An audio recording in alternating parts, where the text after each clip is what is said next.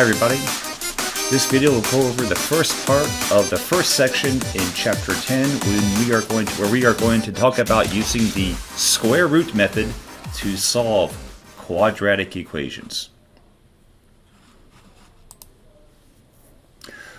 So what are quadratic equations? Basically, quadratic equations are polynomials with a degree of 2, so there's an x squared term and a leading coefficient of a. And they are typically expressed in standard form as ax squared plus bx plus c, where a, b, and c are indeed real numbers. Here we see them in both the functional form, which is f of x is equal to ax squared plus bx plus c, and also in our basic equation form. Now, we say that a solution to the quadratic equation are those values of x such that the function is equal to 0 or the equation or the expression is equal to 0. So the function is equal to 0 or y is equal to 0. So we want to find those values of x which will make this equation or this function equal to 0. And what does that mean in other terms? Well, basically, we are looking for the x-intercepts. Here is an example of a quadratic function. And notice that it crosses the x-axis at this point and at this point. As a consequence, those two values of x, where the graph crosses 0, are the solutions to this particular quadratic equation, or to the graph of this particular quadratic equation. Now notice that any quadratic can have at most two solutions. There are certain cases where the quadratic can have exactly one solution, and in that particular case the quadratic would look something like that, which is what we would call a perfect square.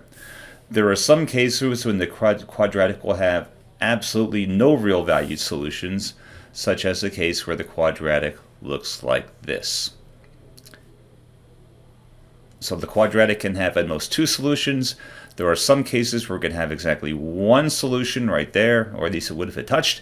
And then there are some cases where it doesn't have any real valued solutions. It actually will have a solution, but that solution will be expressed will be expressed as a complex number. Okay, now there are a variety of methods for solving quadratic equations, and you've actually already just worked on two of them. And that is through factoring, or the zero factor property. We learned how to factor quadratic equations and solve them for the case when a is equal to 1. We learned that in section 6.2. And we also learned how to solve quadratic equations through factoring when a is not equal to 1 through grouping, which is in section 6.3. There are also three other techniques for solving quadratics. One is through the use of the square root method. So it turns out that if equations can be expressed in terms of a perfect square or as a function of a perfect square, we can use the square root method. Another one is called completing the square. So if the quadratic is not expressed as a perfect square, well, we are going to complete the square to make it a perfect square. And once you've done that, then we can go use the square root method. And we will talk about completing the square on Wednesday. It's perhaps the most challenging part of this course. And then finally, we can use a handy-dandy formula called the quadratic formula. And we will talk about this on Friday. And how do we use the quadratic formula?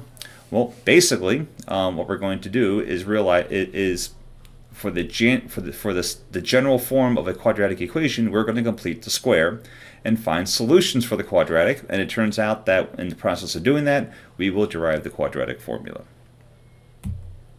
Okay, so the square root method works like this. If x squared is equal to c, then x is either equal to the positive square root of c or the negative square root of c. What does that mean in English? Well, let's suppose that x squared minus 7 is equal to 0. This is our quadratic. Well, we can rewrite that as x squared being equal to 7. We can take the square root of both sides, and our two solutions to this quadratic equation is going to be x is equal to the square root of 7, or x is equal to the negative square root of 7. Furthermore, suppose that we have this expression, which is also a quadratic, where we have x minus a, the entire thing squared, is equal to c. Now, this right here is what we call a perfect square.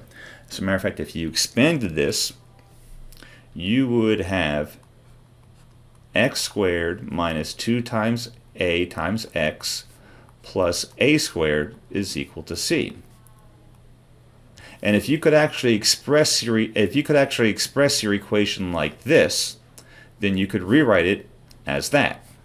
But anyways, we're going to start with this. Let's suppose that x minus a, the entire thing is squared, is equal to c. Well, then we can go ahead and take the square root of both sides. And if we do, well, the square root of this is just simply x minus a, and that's going to be either equal to plus c or minus c. And then we can subtract add a to both sides, and that will give us x is equal to a plus or minus the square root of c. What does that look like in real numbers? Well, it looks like this. Suppose that we had the expression x minus 4, the entire thing squared, minus 7 is equal to 0. And by the way, this is actually what we would call the vertex form of a quadratic equation. Well, what we can do is we can add 7 to both sides, and we have this.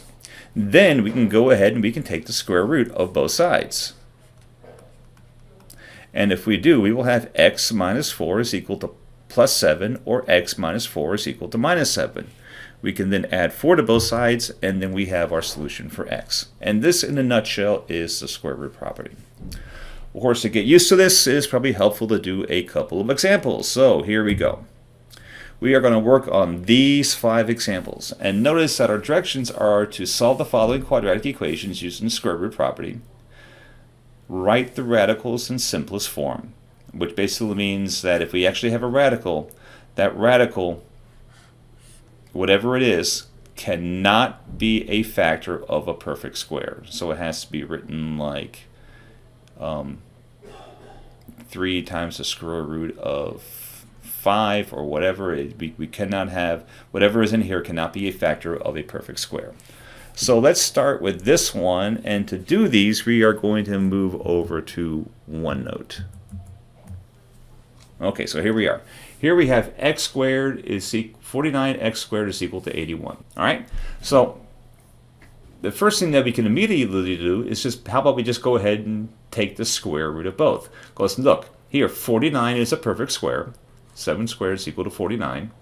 81 is also a perfect square. 9 squared is equal to 81. So I can take the square root of this side, and I can take the square root of this side, and if I do, I will have 7x, and that's going to be equal to plus or minus the square root of 81, which happens to be 9. All right, so we have 7x is equal to plus or minus 9. We can now isolate x by dividing both sides by 7. And then we will have x is equal to plus or minus 9/7, which means that we have 2 solutions. The first solution is that x is equal to 9/7. The second solution is that x is equal to negative 9/7. Okay, now what about this one? Well, once again, notice we have a perfect square here, and then we have 121 over here. Now, what we can do is go ahead and take the square root of both sides. So I'm going to take the square root here, I'm going to take the square root there. And if I do, I will have the square root of x plus 13, the quantity squared, is just simply x plus 13. 121 is a perfect square. It turns out that 11 squared is equal to 121, so the square root of 121 is either going to be plus 11 or minus 11. All right, so that gives us 2 equations. We have x plus 13 is equal to 11. We have x plus 13 is equal to minus 11. Okay, so but we have to solve both equations for x. For this one, we can subtract 13 from both sides. And if we do, we will have x is equal to minus 2. That's one solution. Here we can subtract 13 from both sides. These cancel, and we will have x is equal to negative 24. And these would be our 2 solutions, negative 2 and negative 24. Okay, now we have this one. Now once again, we can go ahead and take the square root of both sides, which is nice and easy since both are perfect squares. So we can take the square root of 4x squared, and we can take the square root of 80. Now, once again, the square root of 4 is 2. The square root of x squared is simply x. So this becomes 2x. And we are left with the square root of 80. Now, 80 is not a perfect square, but it has factors that could be a perfect square. One that immediately comes to mind is 4. What about other possible factors? Well, to figure that out, let's just do what we've done before. Let's actually look at perfect squares that are less than or equal to 80. And the first one is 8 squared, which is 64. And 64 is not a factor of 80, so that's not going to work. What about 7 squared, which is 49? 49 also is not a factor of 80. 6 squared, which is 36, is not a factor of 80. 5 squared, which is 25, is not a factor of 80. What about 4 squared, which is 16? Well, let's bring up our handy-dandy calculator and find out. 80 divided by 16 is 5. So it turns out that 16 is a factor of 80. So we have that 16 times 5, that's supposed to be a times there, is equal to 80. So we can write this as the square root of 16 times the square root of 5. Of course, the square root of 16 is 4. So we'll have 4 times the square root of 5. So if I wanted to rewrite this again, and actually, remember, this is going to be plus or minus. I forgot about that little detail. That would be kind of important.